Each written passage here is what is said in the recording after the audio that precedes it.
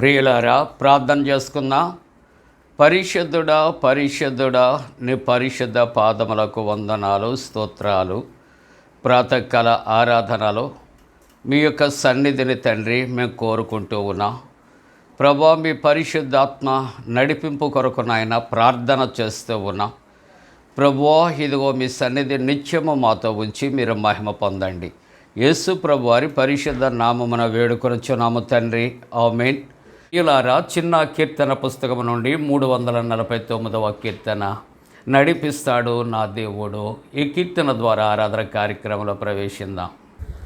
నడిపిస్తాడు నా దేవుడు, శ్రమలోనైనా నన్ను విడువడు.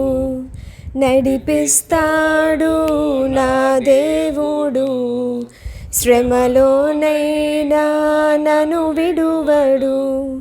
అడుగులు తడబడిన, అలసట పైబడిన, అడుగులు తడబడిన, అలసట పైబడిన, చేయి పట్టి వెన్ను తట్టి చక్కని ఆలోచన చెప్పి, చేయి పట్టి వెన్ను తట్టి చక్కని ఆలోచన చెప్పి, నడిపిస్తాడు నా దేవుడు, శ్రమలోనైనా నన్ను విడువడు. అంధకారమే దారి మోసిన, నిందలే నన్ను కృంగదీసిన, అంధకారమే దారి మోసిన, నిందలే నన్ను కృంగదీసిన, తన చిత్తం నెరవేర్చుతాడు. గమ్యం వరకు నన్ను చేర్చుతాడు. నడిపిస్తాడు నా దేవుడు, శ్రమలోనైనా నన్ను విడువడు. కష్టాల కొలిమి కాల్చివేసిన, శోకాలు గుండెను చీల్చివేసిన, కష్టాల కొలిమి కాల్చివేసిన, శోకాలు గుండెను చీల్చివేసిన, తన చిత్తం నెరవేర్చుతాడు. గమ్యం వరకు నన్ను చేర్చుతాడు. తన చిత్తం నెరవేర్చుతాడు. గమ్యం వరకు నన్ను చేర్చుతాడు. నడిపిస్తాడు నా దేవుడు, శ్రమలోనైనా నన్ను విడువడు. నాకున్న కలిమి కరిగిపోయిన, నా యొక్క బలిమి తరిగిపోయిన, నాకున్న కలిమి కరిగిపోయిన, నా యొక్క బలిమి తరిగిపోయిన, తన చిత్తం నెరవేర్చుతాడు. గమ్యం వరకు నన్ను చేర్చుతాడు. తన చిత్తం నెరవేర్చుతాడు. గమ్యం వరకు నన్ను చేర్చుతాడు. నడిపిస్తాడు నా దేవుడు, శ్రమలోనైనా నన్ను విడువడు. ప్రియులారా, అలాగే నిలిచుండి ఆరాధన కార్యక్రమంలో మనం ప్రవేశిద్దాం. తండ్రి యొక్కయు, కుమారుని యొక్కయు, పరిశుద్ధాత్మ యొక్కయు నామమున, ఆమేన్. ప్రభువా మమ్మను కనికరింపుము. ప్రభువా మమ్మను కనికరింపుము. క్రీస్తు మమ్మను కనికరింపుము. క్రీస్తు మమ్మను కనికరింపుము. ప్రభువా మమ్మను కనికరింపుము. ప్రభువా మమ్మను కనికరింపుము. మనమందరము కలిసి అపోస్తుల విశ్వాస ప్రమాణాన్ని ఒప్పుకుందాం. భూమి ఆకాశములను సృజించిన సర్వశక్తి గల తండ్రి అయిన దేవుని నమ్ముచున్నాను. ఆయన కుమారుడును మన ప్రభు అయిన యేసుక్రీస్తు నమ్ముచున్నాను. ఈయన పరిశుద్ధాత్మలను గర్భమున ధరింపబడి కన్యన మరియకు పుట్టి పొంతి పిలాతు అధికారము క్రింద శ్రమపడి సిలువ వేయబడి చనిపోయి సమాధి చేయబడినని అదృశ్య లోకములోకి దిగిననియు చనిపోయిన వారిలో నుండి 3వ దినమున లేచి పరలోకమునకు ఎక్కి సర్వశక్తి గల తండ్రి దేవుని కుడి చేతి వైపున కూర్చుండి ఉన్నాడని సజీవులకును మృతులకును తీర్పు చేయటకు అక్కడ నుండి వచ్చానని నమ్ముచున్నాను. పరిశుద్ధాత్మ నమ్ముచున్నాను. పరిశుద్ధ క్రైస్తవ సంగమ పరిశుద్ధుల సహవాసమును పాప క్షమాపణై శరీర పునరుద్ధానమును నిత్య జీవమును నమ్ముచున్నాను. ఆమేన్. ప్రియులారా, మనమందరము కూడా అలాగే నిలిచి ఉంటుండగా పరిశుద్ధ గ్రంథాలు తెరచి 141వ సంకీర్తన 6వ వచనం నుండి 10వ వచనం వరకు ఉత్తర ప్రత్యుత్తర రీతిగా చదువుకుందాం. 141వ సంకీర్తన 6వ వచన ప్రారంభం. వారి న్యాయాధిపతులు కొండపేటల మీద పడద్రోయబడదురు. కావున జనులు నా మాటలు మధురమైనవి, వాటిని అంగీకరించుచున్నారు. ఒకడు భూమిని దున్నుచు దానిని పగలగొట్టినట్లు మా ఎముకలు పాతాళ ద్వారమున చెదిరి ఉన్నవి. యెహోవా నా ప్రభువా, నా కన్నులు నీ తట్టు చూచుచున్నవి. నీ శరణుజొచ్చి ఉన్నాను. నా ప్రాణము దారపోయుకము. నా నిమిత్తము వారు ఒడ్డిన వల నుండి పాపము చేయువారి ఉచ్చుల నుండి నన్ను తప్పించి కాపాడుము. 10వ వచనం కలిసి చదువుకుందాం. నేను తప్పించుకుని పోవచ్చుండగా భక్తిహీనులు తమ వలలో చిక్కుకుందురుగాక.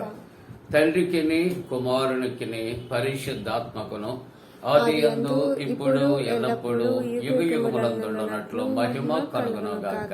ఆమేన్. ప్రియమైన దేవుని కుటుంబీకులారా, ఈ ప్రాతకాల ఆరాధన కొరకు ఏర్పాటు చేయబడిన పరిశుద్ధ లేఖన భాగాన్ని 91వ సంకీర్తన 4వ వచనము మనం కలిసి చదువుకుందాం. ఆయన తన రెక్కలతో నిన్ను కప్పును, ఆయన రెక్కల క్రింద నీకు ఆశ్రయము కలుగును. మరలా చదువుకుందామండి.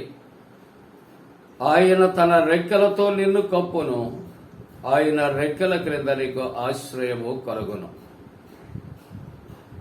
ప్రియ దేవుని కుటుంబీకులారా, ప్రాతకాల ఆరాధనలో పాల్గొని ప్రభువుని నిత్యము ఆరాధిస్తున్న మీ కుటుంబాలకు ప్రభు పేరట సమాధానం కలగాలని ప్రార్థన చేస్తూ ఉన్నా.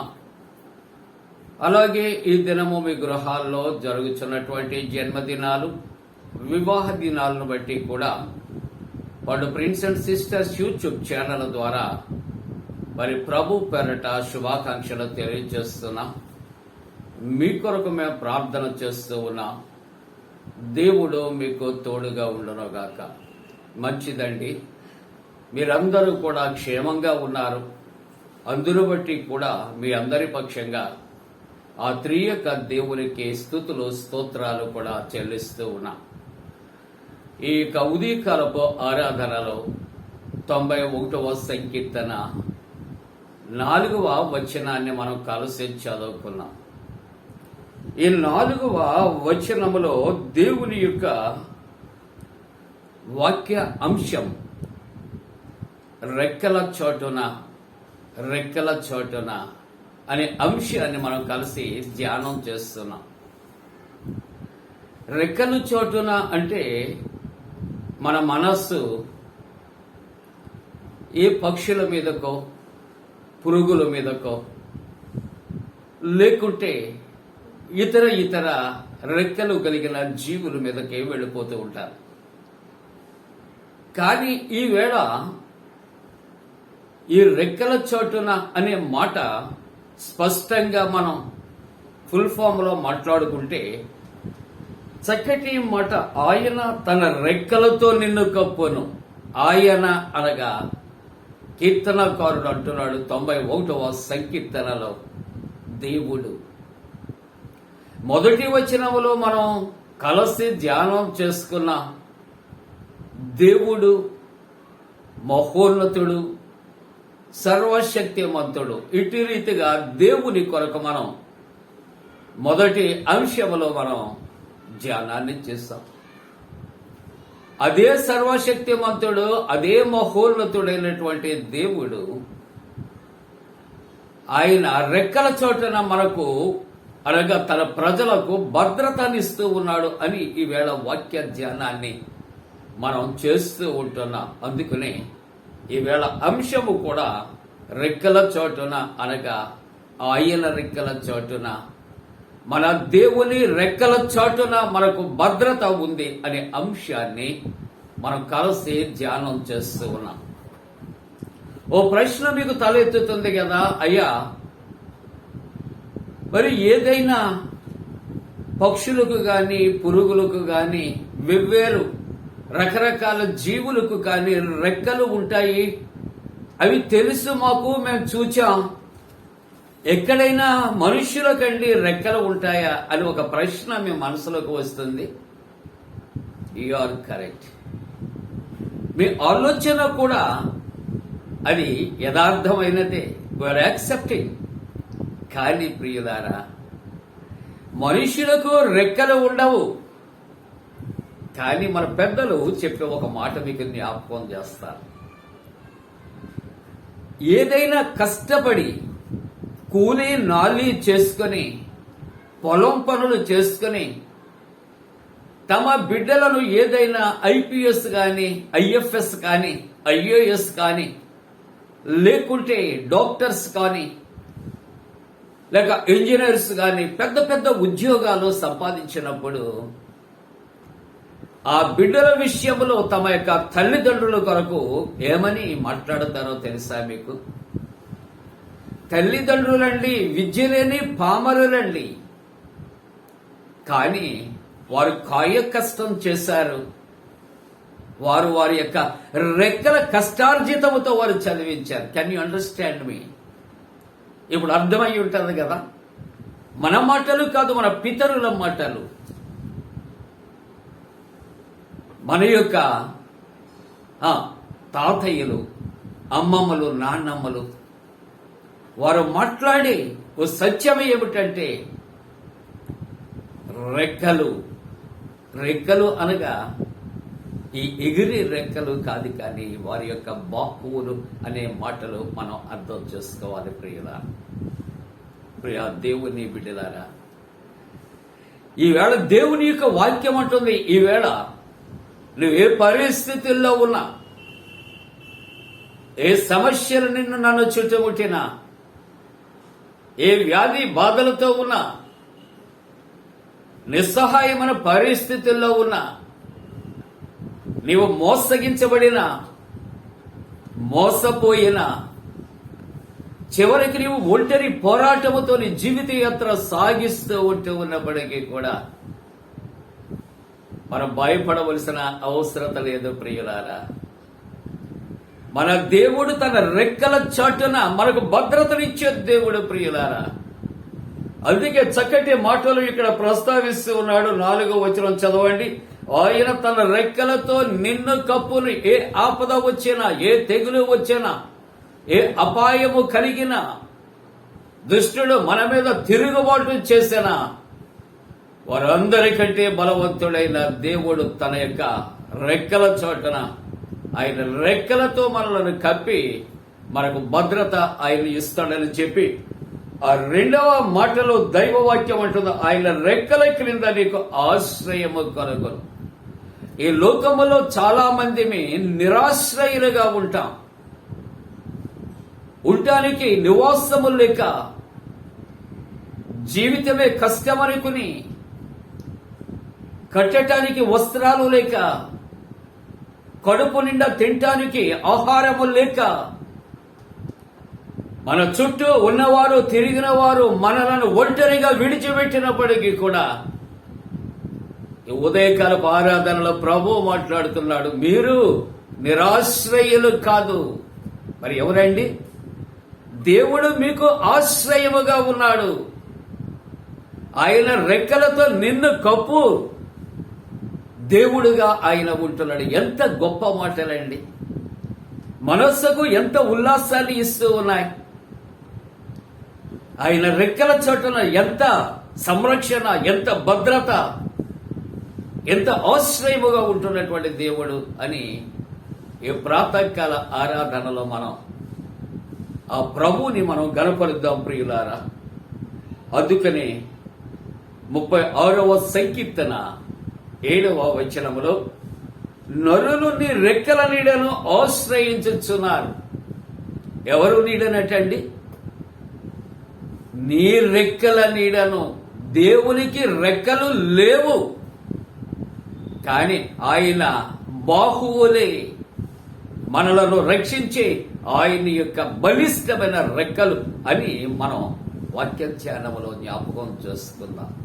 ఆయన రెక్కలు, ఆయన చేతులు, ఆయన బాహువులు లోకములో ఎవరు ఏమీ ఇవ్వలేనటువంటి గొప్ప ఆశ్రయాన్ని ఆయన రెక్కలు ఇస్తాయని వాక్యము మాట్లాడుతూ, ఆ రెక్కలు నిన్ను ఎట్టి పరిస్థితులు అయినప్పటికీ కూడా శత్రు బారిన తప్పించడానికి కప్పును అని వాగ్దానము చేస్తున్నాడు. అందుకే నరులు నీ రెక్కల చోటున ఆశ్రయించు ఉన్నారు.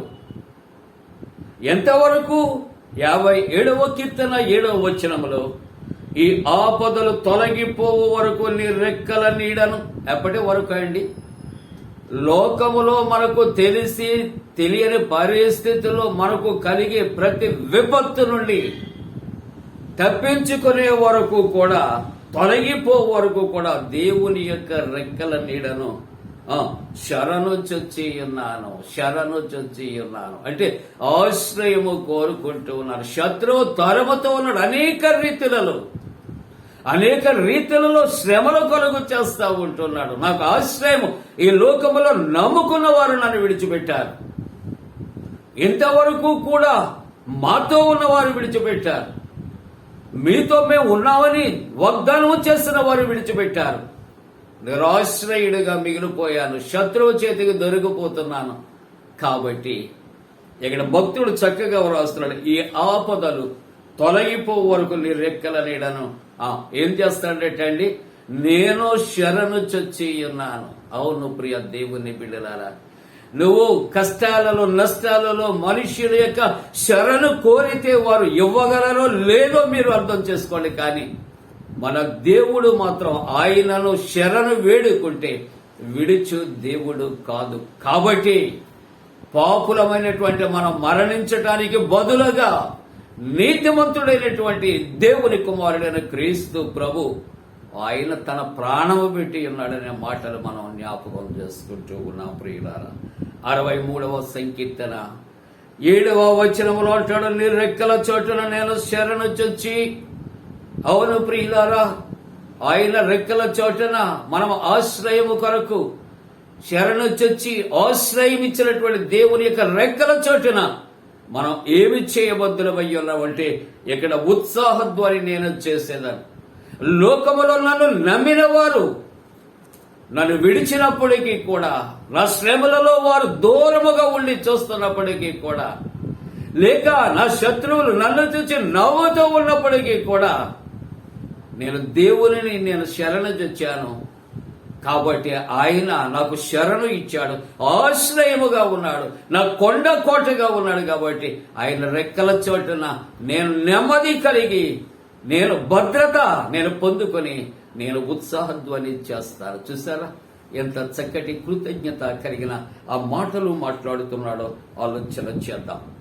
రూతు గ్రంథములో 2వ అధ్యాయములో 12వ వచనములో అంటాడు, ఇశ్రాయేలు దేవుడైన యెహోవా రెక్కల క్రింద సురక్షితముగా ఉండును. ఈ లోకములో ఎక్కడికి వెళ్ళిన భద్రత లేదండి, అది సురక్షితమైన ప్రాంతము కాదు. కానీ ఇక్కడ ఇశ్రాయేలు దేవుడైన యెహోవా రెక్కల క్రింద మాత్రమే ఏముంటుందంటే రక్షణ ఉంటుంది. అందుకే సురక్షితముగా పొందును. 61వ కీర్తన 4వ వచనములు అంటాడు, నీ రెక్కల చోటున నేను దాగుకుంటాను. నా దాగుచోటు నీవే అంటాడు దేవుని వాక్యం. నీకు శ్రమలు సంభవించాయా, శోధనలు సంభవించాయా, వ్యాధి బాధ వెంటాడి తరుముతూ ఉందా, నీతో మాట్లాడటానికే ఎవరూ లేకుండా నీ ఒంటరిగా ఉన్నావా, నీ బాధను పంచుకునే వారే లేకుండా నిన్ను విడిచి వెళ్ళిపోయారా? బాధపడవలసిన అవసరత లేదు.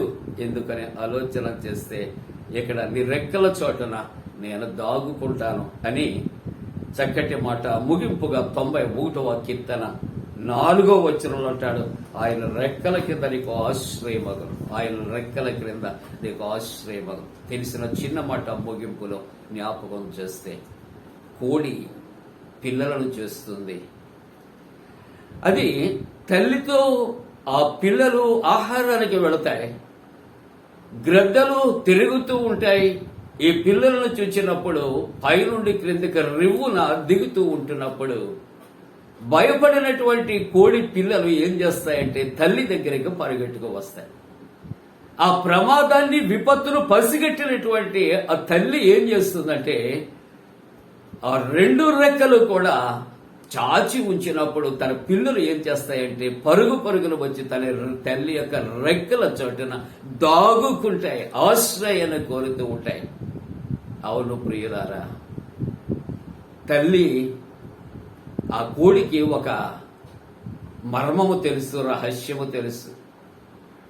ఆ గ్రద్ద పిల్లలను ఎత్తుకుని పోవటానికి చాలా స్పీడ్గా వచ్చింది. దాని వాడి అయినటువంటి గోళ్లతో ఆ పిల్లలను తల్లుకుని ఎత్తుకుని పోతుంది. అయితే ఇప్పుడు నా రెక్కల చోటన నేను నా పిల్లలకు భద్రత ఇచ్చినప్పుడు నా పిల్లలు క్షేమంగా ఉంటాయి. కానీ దాని యొక్క వాడి అయినటువంటి కాలు గోరులు ఏం చేస్తాయంటే నా శరీరాన్ని చీల్చి రక్తసిక్తమవుతుందనే తల్లికి తెలుసు ప్రియులారా. అయినప్పటికీ కూడా బిడ్డల యొక్క క్షేమాన్ని తల్లి కోరుకుంటూ ఏం చేస్తుందంటే, ఏమైనా పర్వాలేదు నా పిల్లలు చనిపోకూడదు, ఎత్తుకొని పోకూడదనే తల్లి ఏం చేస్తుందంటే అన్నిటికీ కూడా భరించి ఏం చేస్తుందంటే తన పిల్లలను తన రెక్కల కింద అవి కాపాడుకుంటూ ఉంటాయి.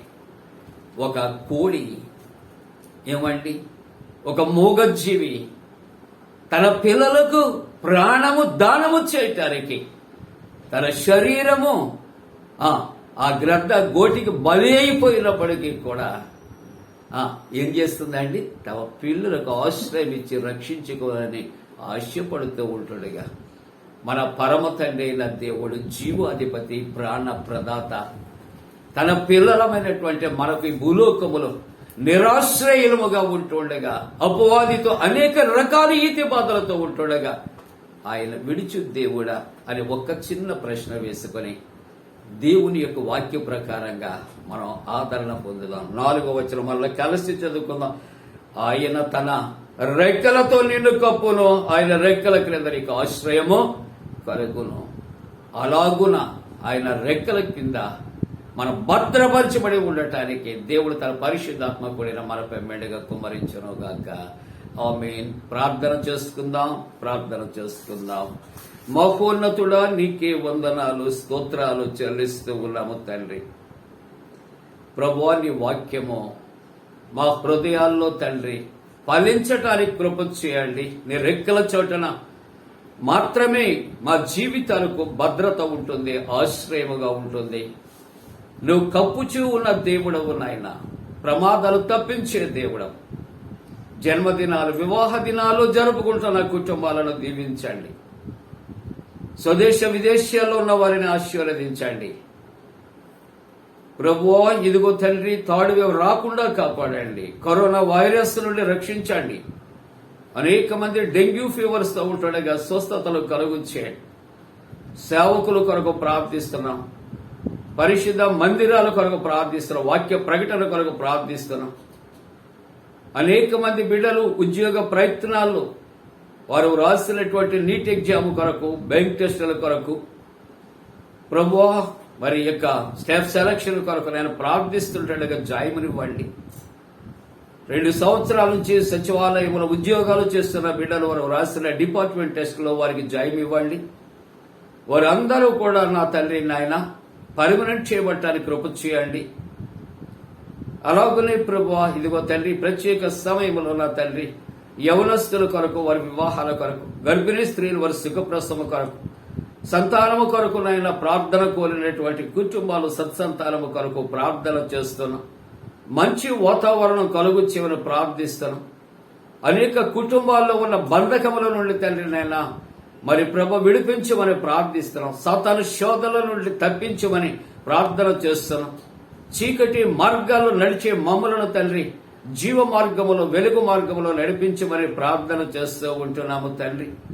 అలాగే జడ్డముగా ఉన్నటువంటి రాజ్బాబు గారి కుటుంబము కొరకు నాయన ప్రభా ఇదిగో తండ్రి, అలాగనే ప్రభా మరి ఆ డి విజయ్ కుమార్ గారు వారి కుటుంబాల కొరకు నీ పాద సన్నిధిలో ప్రార్థన చేస్తున్నాం. ఇమానుయేల్ రాజు గారి యొక్క దంపతులు, వారి యొక్క బిడ్డల కొరకు నీ పాద సన్నిధిలో ప్రార్థనలు చేస్తూ ఉంటున్నాం. ప్రభువా ఇదిగో తండ్రి, బి నీల్ కిరణ్ గారు నాయన వారు తండ్రి ఇరిగేషన్ లో చేస్తున్నారు, వారి ప్రమోషన్ కొరకు ప్రార్థన చేస్తూ ఉన్నాం. కె ప్రేమ్చంద్ గారు నాయన మరి శ్వేత వారిని స్వస్థపరచమని ప్రార్థన చేస్తూ ఉంటున్నాం. దీప్తి సుధాకర్ వారి కుటుంబంలో క్షేమం కొరకు ప్రార్థిస్తున్నాం. వీర్రాజు గారి కొరకు ప్రార్థన చేస్తున్నాం. జేమ్స్ మోహన్ రావు గారు, రత్నకుమారి గారు నాయన దంపతుల కొరకు స్వీడన్ లో ఉన్నటువంటి వారి యొక్క బిడ్డల కొరకు ప్రార్థన చేస్తున్నాం. ఆశీర్వాదము గారు వారి యొక్క కుమారుడు నాయన కోడలు వారి యొక్క బిడ్డల కొరకు నీ సన్నిధిలో ప్రార్థన చేస్తున్నాం. రాపాక ప్రశాంతి గారు వారి కుటుంబం కొరకు, పరీక్షలో రాసినటువంటి వారి బిడ్డల యొక్క జాయిము కొరకు నీ పాద సన్నిధిలో ప్రార్థన చేస్తూ ఉంటున్నాము తండ్రి. లిఖిత ఉద్యోగం కొరకు నాయన, శ్వేత తన యొక్క సంతానము కొరకు నీ పాద సన్నిధిలో నాయన ప్రార్థన చేస్తూ ఉన్నాము తండ్రి. అలాగే జేమ్స్ మోహన్ రావు గారు దంపతుల కొరకు, వారి క్షేమము కొరకు, వారి స్వస్థత కొరకు నాయన నీ పాద సన్నిధిలో ప్రార్థనలు చేస్తూ ఉన్నాం.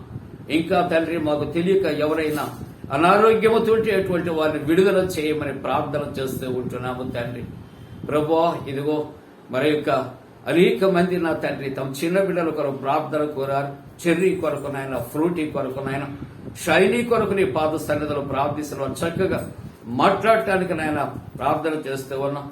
అలాగే ప్రభా సుహాలు కొరకు ప్రార్థన చేస్తూ ఉంటున్నాము తండ్రి. నాయన వారి యొక్క తల్లిదండ్రుల కొరకు ప్రార్థన చేస్తూ ఉంటున్నాం. నిత్యానంద కుమార్ తన యొక్క ప్రమోషన్ కొరకు ప్రభువా ఇదిగో తండ్రి నాయన, సన్నీల తన యొక్క మరి ఉద్యోగంలో హార్లిక్స్ లో పర్మనెంట్ కొరకు ప్రార్థన చేస్తూ ఉంటున్నాం. ప్రభువా ఇదిగో దేవదాసి లలిత వారి కుటుంబాల కొరకు ప్రార్థన చేస్తారు. అర్జున్ కొరకు ప్రార్థన చేస్తూ ఉన్నాం. నాయన విజయరాణి వారి యొక్క కుటుంబం, వారి బిడ్డల యొక్క స్వస్థతల కొరకు ప్రార్థిస్తున్నాం. ప్రభువా ఇదిగో పిలిపే దావీది గారు వారి కుటుంబాల కొరకు ప్రార్థన చేస్తాను. అలాగే ప్రత్యేక ప్రార్థనలు కోరినప్పుడు ప్రతి ఒక్కొక్కరిని జ్ఞాపకం చేసుకుంటూ వారి కుటుంబ అవసరతలు తీర్చి ఆధ్యాత్మికంగా బలపరచమని, ఆర్థికంగా బలపరచమని, వారి గృహాలను ప్రతి అవసరతలు తీర్చమని ఆరాధిస్తున్న ప్రతి బిడ్డలను కుటుంబాలు మీకు అప్పగిస్తూ యేసు ప్రభు వారి దివ్య నామమున వేడుకొనుచున్నాము తండ్రి. ఆమేన్. పరలోకమందున మా తండ్రి, నీ నామం పరిశుద్ధ పరచబడను గాక, నీ రాజ్యం వచ్చను గాక, నీ చిత్తం పరలోకమందు నెరవేర్చినట్టు భూమి అందు నెరవేరును గాక. మా ఇన్ని దినాహారం నేడు మాకు దయచేయం. మా ఇడల అపరాధం చేసిన వారిని క్షమించిన ప్రకారముల అపరాధము క్షమించము. శోధంలోని తెక్క కీడు నుండి తప్పించము. రాజ్యము, శక్తియు, మహిమ నిరంతరము నీవే ఉన్నవి. ఆమేన్. మన పరమ తండ్రి అయిన దేవుని యొక్క ప్రేమయు, ప్రభువైన యేసుక్రీస్తు ప్రభు కృపయు, పరిశుద్ధాత్మ యొక్క అన్యోన్య సహవాసము ఆరాధిస్తున్న కుటుంబాలకు తోడు సంరక్షించి కాపాడును గాక. ఆమేన్. నీవుగాక ఎవరున్నారు నేలపై నన్ను కాపాడా, నీవుగాక ఎవరున్నారు చేవలేని నాకు నీవు చేవకలుగా చే